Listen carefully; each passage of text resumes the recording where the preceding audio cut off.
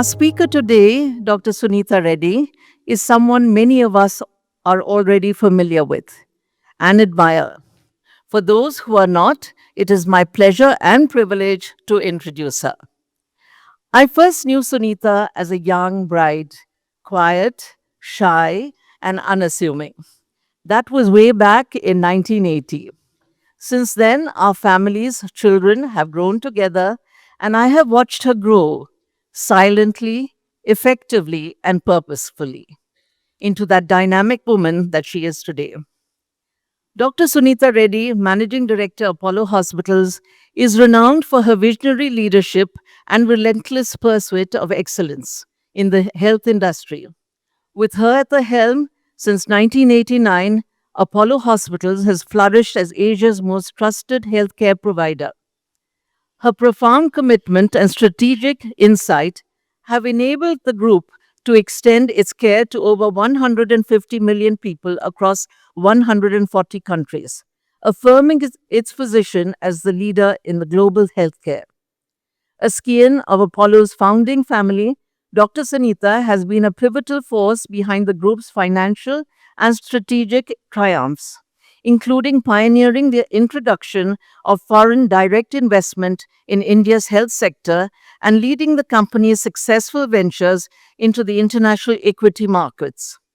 Her expertise and foresight have been instrumental in the company's growth. She has foreseen many expansions and supported initiatives aimed at digital transformation to future proof the organization. Dr. Sunita's influence extends beyond Apollo, as evidenced by her significant contribution to various boards and councils.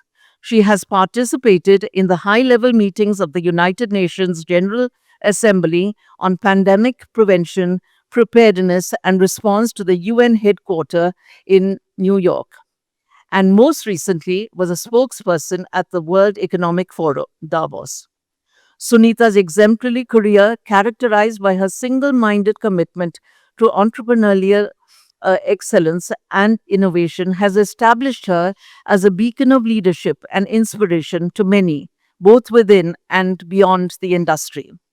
Her success, perhaps, finds its foundation in the example set by her revered father, mentor, and guide, Dr. Pratap C. Reddy, a taskmaster, in Suni's own words. Is he instilled in her and her sisters the undying values of discipline, dedication, and determination, guiding them towards their goal with unwavering focus. His mantra of hard work and perseverance was complemented by their mother, the gracious Sucharita Reddy, who nurtured in them compassion, kindness, and spirituality. Together, their sagacity shaped strong, resilient individuals, paving the way. Good morning, Sunita, and welcome to our IWA meeting. So happy to have you. Right. So I just want to say I've known Sunita for many decades, and she hasn't changed one wee bit. Like they say, cool, calm, collected, composed, competent, and much, much more. First of all, I have to say thank you for that wonderful introduction. It's such a pleasure to be amongst so many women, and in a way, totally unexpected for me to have the lights, camera, woman together. How do I stay calm and composed? I think it's just this, it is a practice. It's a practice of having to deal with so many different changing, living in a dynamic world and still finding your roots and finding your grounding. That really helps me stay calm. And I think there's a strong value system that you don't get to choose your parents, but I was fortunate in the family that I have and the people that I'm surrounded. You were born into a legacy, right? Your father built one of the most trusted, respected healthcare brands in the world. Now, what was it like growing up in a household like this? All of us have households that have local chatter. What was the chatter in your house? Was it healthcare, ambition, hospitals, doctors, goals, values? What was it you grew up with and what inspired you? I think I was born not into a family that had already established a healthcare institution. And I think that makes a difference.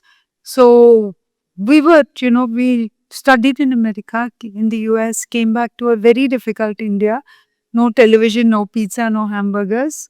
So it was tough for us. These were girls in blue jeans and sisters wearing shorts in a city like Chennai. It was challenging, but I think, Dad's, when he started to go to work, he lost a lot of patients who had to go to the US for treatment and at tremendous cost.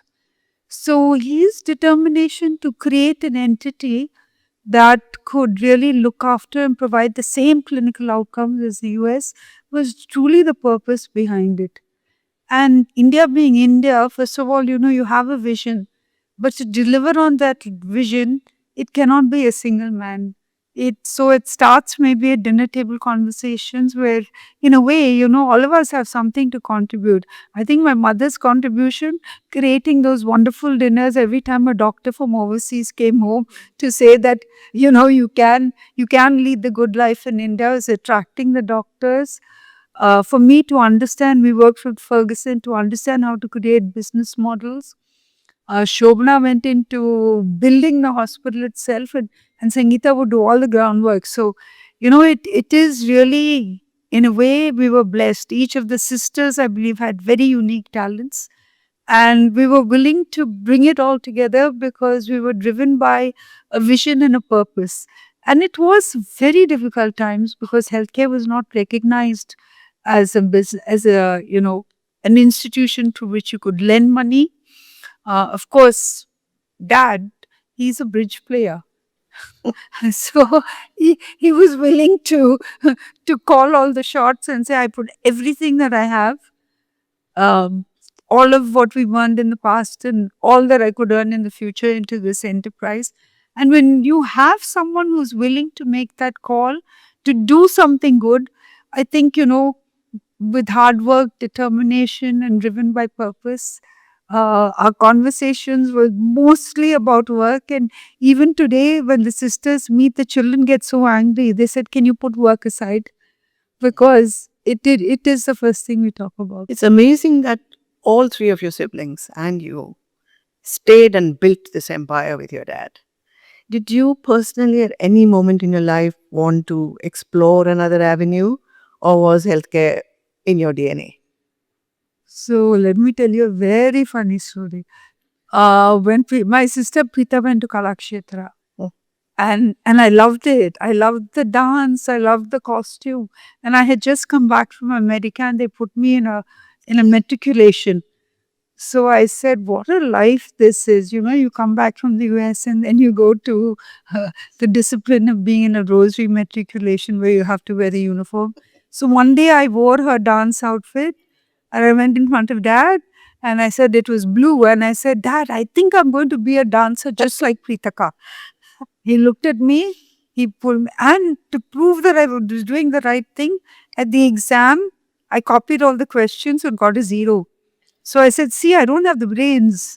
I really don't have the brains to go to college. So he pulled me aside and he said, this is not acceptable. You cannot do this. You cannot go to dance school. You just have to focus and do it. So Dad is a disciplinarian. And then I realized, okay, if I'm not going to do this, I might as well be the best at what I can do. So I bought all the math. In those days you had answer books. I learned everything backward. And I got 100% in math. And after that, they said, okay, she's really smart. She's got 100% in math. Good for her. She's head girl. So when Apollo started, he put me in finance. And I had just done a degree in economics, PR, and philosophy, Indian philosophy, because I loved reading about Indian philosophy. Then again, I was so fortunate. I had great mentors. Dad's a visionary, but you need different types of skills to come together.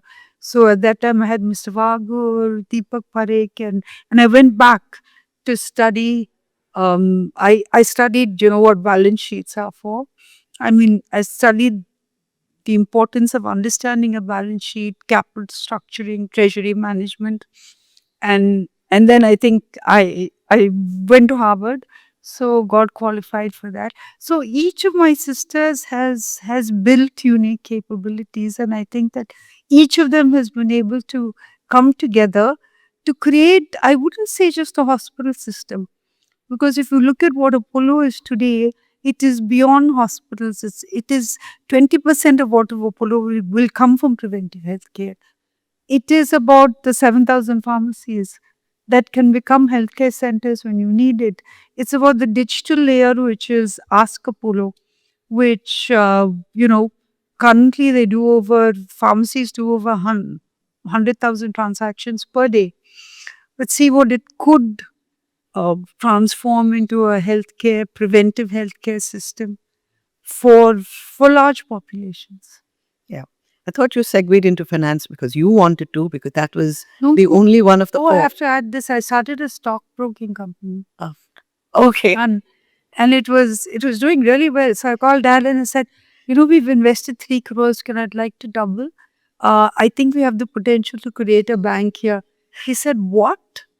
No bank? Oh, this was before I joined the Polo full time. I was in Indian Hospital Corporation extending, our reach in consulting and healthcare consulting. So I said, I have time, let me do this broking company because I seem to get the numbers. We were giving out gold loans, doing really well, doing deals on the Bombay Stock Exchange, and went into commodity trading. And I said, I really want to grow this business.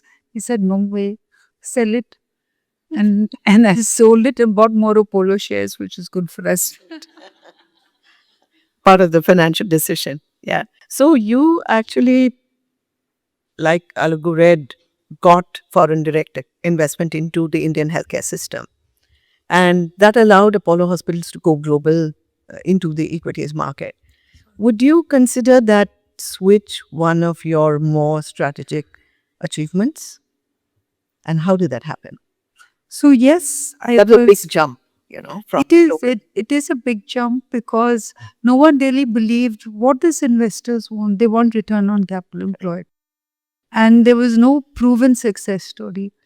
So I think as pioneers, we had to show them how this could happen. So the first investment we got was with Schroders, and it was not easy because we had to give a lot to get in terms of the rights to be on the board, to have a say in the future of the company, to actually have to give up the Apollo name. And I think that was the biggest thing because people like to own the name, like Tatas have a company that owns the name, but these were given. But more importantly, it was for me the first transaction with getting FDI to India. I took them around. That hospital at that time was at Indraprastha, Delhi. And I said, look at this entity. It's, don't worry if it doesn't work at a hospital, I promise I'll transform it into a hotel. But understand you're buying an asset and you're buying a service. So having got the investors on board, I think FDI at that time was very, very difficult. People didn't really trust the process. It had never done before. So we used to spend every week, Dad and I would go to Delhi, approach the Commerce Ministry. And after that, I think, after Apollo got the first FDI in India, and Schroders exited with a 30% IRR. It's, the healthcare industry, today it's trading at 27, 28 multiples. Yeah. Tell me, as your business grew, the world around you was changing. So you have digital transformation which nobody believed in at that moment and said later, not now. So what was your reaction to digital transformation? How did you adopt or adapt to it? So AI today, is it good? Is it bad? Or is it just there to stay? I think transformation is very important because if you think of our own bodies, we have 35 trillion cells. These 35 trillion cells are changing every day. And I really want to say, if God created this world which works according to a rhythm and there's transformation happening everywhere, for us not to be aware of transformation is a very, I think it would blindside us. The second, as not just me as Sunita Reddy, but for the position that I hold as Managing Director of Apollo Hospitals, some of the views I have on AI will be, what is necessary for industry, and second on a very personal level. So let me start with what I learned. So this my most of my learnings happened, the beginning of my learning happened when we were working on certain AI projects in Apollo, which was mostly on preventive healthcare with Microsoft, the cardiac risk score. We were able to determine at what age you'll get a heart attack. So, it began with pilots, which we were able to scale. But having gone to Davos, I think I really, hearing speakers like Jensen, Yuval Harari, it really changed, and Elon Musk, it really changed my view of how transformational AI is going to be. And to understand that, we have to accept it. Today's reality, already 4 billion people are using it. So can you afford to be, ignorant of it? Can you afford not to use it? It would be like a horse that will run through your system, and you can choose to be the rider and decide how to use it. So, just a basic. So Jensen said the basic of it is, first, it's a layer of energy. So for all of those who think that people are going to go without jobs, there are going to be huge jobs for plumbing, electricians, huge wealth creation in creating the energy for AI. The second is, of course, a layer of, beyond the infrastructure. It's really what goes into the data lake and the cloud, which for us is Azure. And the data lake, which is a large language model where all patient data goes. And above that are are what we use in terms of, working with Microsoft Copilot and working with Claude, for to really look at how we can transform healthcare with AI. So one part of transformation in healthcare that we've not really done is the research. So you're going to see new drugs happening because we can predict without trials the effect of how proteins interact with each other, and therefore in cancer, in many, many diseases, we will see huge transformation happening. Within the hospital, we are using it to leverage. So we have something called Ask Apollo. You can ring out and then it's multilingual. Whatever in Tamil, in Telugu, you can say, these are my symptoms. It'll draw back on the data lake that we built.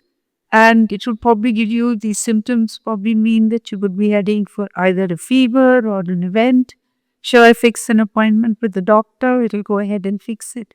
So I think there's huge potential. So the impact of AI in healthcare right now is all about, like, if you take a radiologist, today he'll read 10, 15 of your, x-rays, MRIs, and then you sign and say, okay, this is it, this is the reading, and hand it over to you. With AI, we can read 100 reports. And what does it do? It frees up the radiologist to talk to the patient. So that's what we need more. We need nurses to have more time instead of taking notes and, coming to conclusions based on her notes. We need to free up time for patient care. And I think this is the ability to predict, I'm saying risk because I work with the risk every day, but illness, faster diagnosis, freeing up the time for radiologists, nurses, removing probably a whole management layer to make healthcare cheaper. And finally, the work that I'm really excited about is what we're going to do with the insurance industry, because they're working on risk stratification, where we'll be able to predict what will be the cost of the eventual procedure, putting in the doctor's cost, operating theatre cost, supply cost. So we'll be able to stratify risk, cost, and therefore come out with appropriate pricing, because I think there's a lot of mistrust between insurers and hospitals. So AI is all pervasive. We can use it for our good. And of course, there are the negative things about it, which I'm going to hold back on. Yeah. You went to Davos this year. And what I wanted to ask you was, I'm sure there were meetings and decisions and, contracts and alliances. But a couple of months later, the whole world turned upside down. So tell us about your experiences at Davos. So really, I started with Alibu. Me even thinking about my experience. She said, "Why don't you come and talk to us about Davos?" And I said, "Okay, Alibu." And then 60 days later, when the date is finally fixed, the world has changed. Yep. So when I went to Davos, there was so much excitement. You know, the mornings are they keep you really busy because you're attending small group sessions on healthcare, and you get exposed to the U.S. Trade Secretary Lutnick. You get exposed to Mehmet, so you know how the rest of the world is thinking about healthcare, and then you're able to contextualize yourself and say that this is what's happening in the rest of the world, and you learn. You are on the Harvard Business School Advisory Board. And I want to ask you a question I'm sure all Indians are asking all the time. With a population like ours, we need many more doctors, we need many more leaders. What is stopping or what will it take for world-class medical colleges and business schools to come to India? We have the people, we have the money, we have the resources, we have intelligence. What is stopping us? Why do we all send our kids to the US? I think what's stopping us is, first of all, Indians are paying billions of dollars to go to Harvard. And if you look at the universities in India, the quality, it's dramatically improved. I think if I ever had 2 days off, I would go to IIT. But what needs to be done is different. I think, we need to bring those professors and give them the resources to do the work. So what is India excelled at? Why is Apollo, different? We re-engineer processes, so we bring costs down. We don't invent. And I think the excitement, the funding to invent is something, and I think the next leg of our journey will probably reinvent um, how medical equipment is made. But it's not about recreating. It is more about, how do you reverse engineer? Most of our work is reverse engineering in India. It's not fresh new ideas. And I think to get the fresh new ideas, first you have to liberate the students. And you will see that with AI, because they will have the ability to have so much information that it will cause them to think differently. And you need professors to encourage that. And I think the Indian system is changing. I think that education will become all pervasive. There will be a time when people will say that I don't need the degree because I've learned so much from AI. So there's already many collaborations. We've collaborated with Leeds University. Many collaborations happening across India, from schooling to to higher education. But what we lack is research funding. So only 0.2% of our GDP versus 8% of China's GDP is in research. And I think the minute we make those allocations, it will transform India and transform Indian education. You still can't practice without a medical degree. So, however much you know or AI teaches you, that's where the problem is. We don't have enough doctors. So, would Apollo ever look at getting into education? We have. We have. So, Yeah. I think those structures have to change. So, education in India is not for profit. Yeah. So, it's mostly the big families and those who really are passionate about it. So, we have 2 undergrad medical colleges. We have 18 colleges of nursing, and we have paramedics, the whole training program. So, we have a constant supply of doctors. This is why we've tied up with Leeds University. We have a campus in Buckingham in the UK for further training, for supply, even overseas. So I think it's a huge opportunity, healthcare, and I think it's going to become easier. It's only and only in India where you get the practice, people where you can actually do the surgery under supervision, because otherwise what we're currently doing now is all on, we have simulators where they learn a lot. But in India, you also get to see the volumes. So I just want to end with something that was very meaningful to me in all that I've read. And you must take most of it from a very CEO lens. As managing director of Apollo, understand the risks, work within the risk, but also as a human being. The things that I've learned and been fortunate to be exposed to is when you think about Elon Musk and AI, you think it, here's this crazy man. He's going there in space, but space for a purpose. I think he's personally not enriched himself in a way that he needs to even spend that money. He's just reinvesting and reinvesting. And then I want to leave you with the words of Harari. So Yuval Harari said this. He said, words have so much influence over what we do, what we say, what we read, what we write. Descartes has said, and I've always been driven by his philosophy, even while understanding business, that 2 plus 2 will always equal 4. So Descartes has left us with this thought that I think, therefore I am. And today, our thinking is based on the word.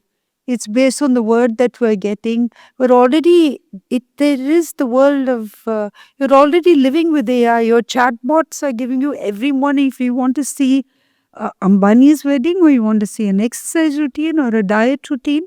It's all coming from the way that you think and the words that are prompting your actions. But beyond that, I want to go back to Elton John because I love music. So, I think Musk also said that. He said, as you go across galaxies, and he's got these 16,000 satellites, there is no extraterrestrial species. The most precious species on earth is a human being. It's so precious that we have human consciousness that I think needs to be preserved. And Elton John said it best when Diana died, he said it's a candle in the wind.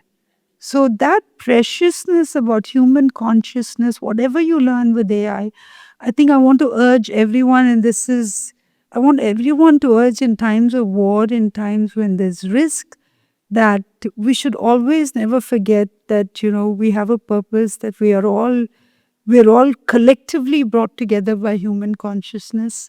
And this is really going to elevate our purpose, and it's going to take us through all of the tough times. Because while we might be a candle in the wind, I think together we can be a light that turns around the world.